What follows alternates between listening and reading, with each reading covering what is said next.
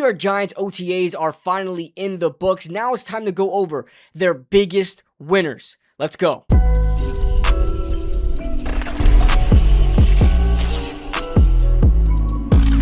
What is going on, guys? What is going on, 27 Squad? Welcome back into another video presented by PrizePicks. Be sure to click that link in the description.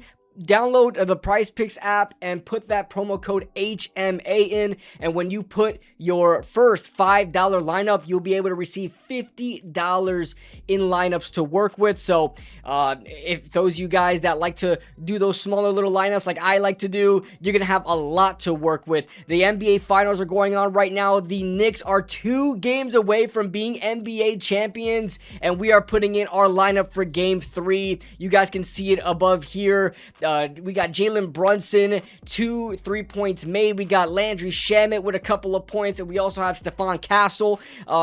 He's been kind of consistent with points, so I had to throw him in there. And then who was the last one I had? I had Josh Hart with 8 total rebounds. So I think I got a winner here. What do you guys think? Be sure to put your own lineup in. Alright, so let's go over some of the biggest winners for Giants OTAs. We're not exactly going to be doing losers because there is not really losers besides maybe Jason Sanders, who got cut prematurely, but I don't really want to dive into negativity. You know, we're starting a new season under John Harbaugh. There's no point in doing a loser section, so we're only doing winners here. And there were a couple of players or position groups that really stood out from the rest and made the most of all their opportunities. Now, I've been keeping up with all of Giants OTAs, reading all the articles, listening to all the beat writers, so I know exactly who had the best days. So we're gonna be going over them right now. First one up, we got some special teamers, Dominic Zavada and Ben Mann. Not only are these two special teamers, but they're 2 undrafted free agents who are pretty much predestined to make the roster after the veterans for each position group respectively were cut. You got Jason Sanders, the kicker, who's known to be a pretty clutch kicker, a pretty good veteran in the NFL for a couple years now, finds himself cut off this roster already, and they paid him decent money to be on this roster. And, you know, with Dominic Zavada being that undrafted free agent, he made the most out of all of his opportunities, because as soon as Jason Sanders was cut, the next practices, he was absolutely nailing all of his kicks after Jason Sanders was let go, as opposed to his competitor, Ben Sauls, the left-footed kicker we had last year. He has been kind of regressing since Jason Sanders was cut. So it seems like Dominic Zavada, it's his job to lose. And then you got Ben Mann, the long snapper. The Giants signed Zach Triner in free agency after Casey Kreider left in free agency. They signed him, and he was what everybody thought was going to be the next long snapper for the Giants. Then the Giants go ahead and sign undrafted free agent Ben Mann out of Boston College. And guess what? Zach Triner finds his way off the roster as well. So the Giants got a lot younger in their special teams department with their long snapper and kicker. And these are winners, because it shows a lot if they're just going to straight up cut the veteran talent and not keep them throughout training camp and the preseason to compete. They're just rolling with them. And yes, technically the Giants still have 2 kickers on the roster, but Ben Sauls is not looking good compared to Dominic Zavada. And it seems like John Harbaugh really likes Zavada. We've heard a lot of comments about him. There was almost like 3 or 4 minutes dedicated to talking about the kicking position and Dominic Zavada, more specifically when it came to John Harbaugh, one of his pressers. So he is very, very much liking Zavada. Our next winner here, we've got Arvell Reese, the first round draft pick for the New York Giants, 5th overall. You guys know I wasn't very happy with the selection because I thought he was just going to be an edge rusher.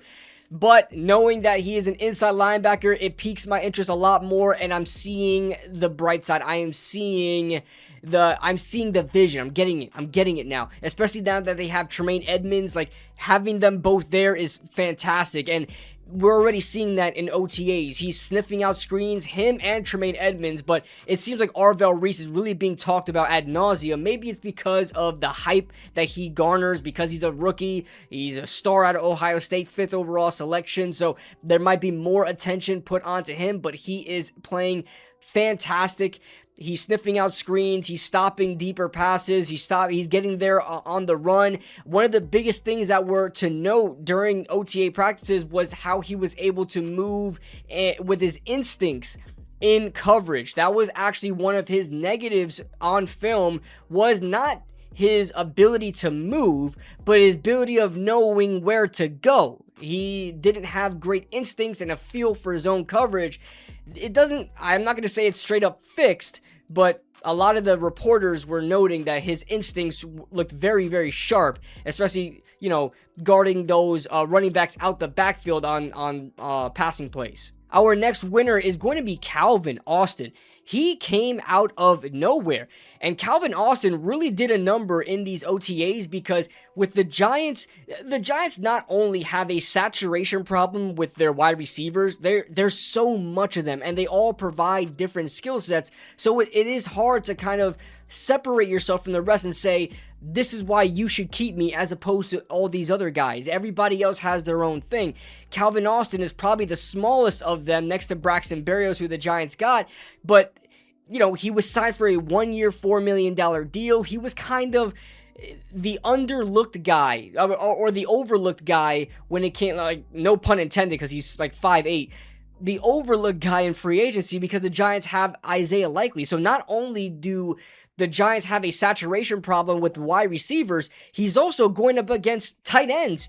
Isaiah Likely, who is a tight end, but is more like a slot wide receiver. And what is Calvin Austin? A slot wide receiver. So he's kind of having to fight up against multiple positions here. And he absolutely did a great job in OTAs. Every single practice, I'm not even joking, every single article I've read of practice, Calvin Austin was specifically noted as being targeted a number of times and doing multiple things, whether it was going deep, and he can do that, but it's not like it's his best skill set, because he is a smaller target at 5'8" or 5'9".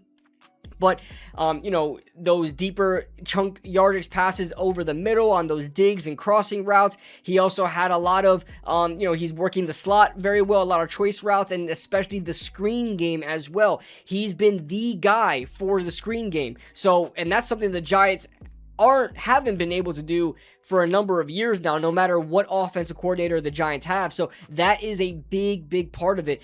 Calvin Austin really made a name for himself here. The smaller wide receiver who everybody's overlooking seems to be one of Jackson Dart's favorite targets early on in camp. Next, we've got the rookie, Colton Hood, the cornerback out of Tennessee. Now, it's no surprise that he was going to turn heads early, but he is in a competition with Greg Newsome, and we haven't heard too much of Greg Newsome. I've heard a little bit, I've seen a little bit, read a little bit of Greg Newsome, but they're really highlighting Colton Hood a lot. He's had back-to-back days of passive defense, also has an interception as well. I wish that they would show those type of things in OTAs, like on film, so we could see it, or on video in like a highlight reel, but we'll see that in training camp. But you see a lot of reads on Colton Hood and how he was able to cover whoever he was up against and have multiple passes broken up, and also have, I think, one or two interceptions. He definitely has at least one interception. I think he has two. I could be wrong about that. But cornerback is one of the hardest positions to translate into the NFL. I can't tell you how many busts there are in the NFL from cornerbacks. So having him work out would be amazing. As we get on to the last winner, be sure to hit that like button for me, guys. Subscribe if you're new to the channel. Also, remember to hit that hype button if you made it this far in the video. Hitting that hype button works absolute wonders. More than likes and comments. More than any of that. Because it really boosts you up in the algorithm. So make sure you guys are hitting that hype button. It helps out. It's designed to help out smaller content creators like myself. So it would be very much appreciated. So let's go on to this last winner, and that is the entire safety group. Yes, the entire safety group. And I'm even going to put Tyler Nubin in there, okay? Because he had a whole, in one of those articles for a practice day, he had his own header there. They did some play on words with Nubin, but it doesn't matter. Even Tyler Nubin balled out. Elijah Campbell is the guy that they are constantly talking about the depth safety. I don't even know if he's going to make the roster, but he's making a name for himself early. Jason Pinnock had a day where he had 2 straight interceptions on Jackson Dart. That's amazing to see. We have Javon Holland, who had a couple of turnovers as well, and also was being known to sniff out a lot of the screen games as well. So the safety group is one position on this team that I thought was going to be the biggest and one of the biggest improvements. Now I'm realizing that might be the linebacker spot, but safeties, all of them are doing very, very well. I don't know if our Darius Washington is practicing yet.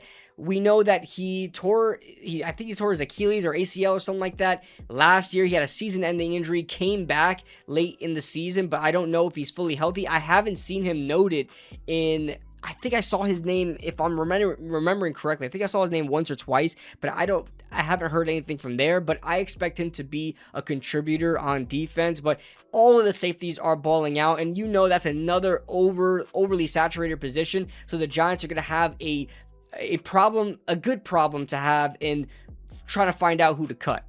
And listen, there are a couple of other guys that have done something positive for themselves in OTAs, where it was a good, like a positive experience for them and making the coaches know them. Like, there are a couple other guys in there, but these are the highest of the highest winners of OTAs. When we get into training camp, we'll talk more about position battles, and we'll talk more winners and losers as well, because training camp is where we really figure out who's the best of the best in each position and who's not. So that's it. That's the video. Make sure you guys hit that like button. Subscribe if you guys are new to the channel. Be sure to hit that hype button, and I'll see you guys in the next video.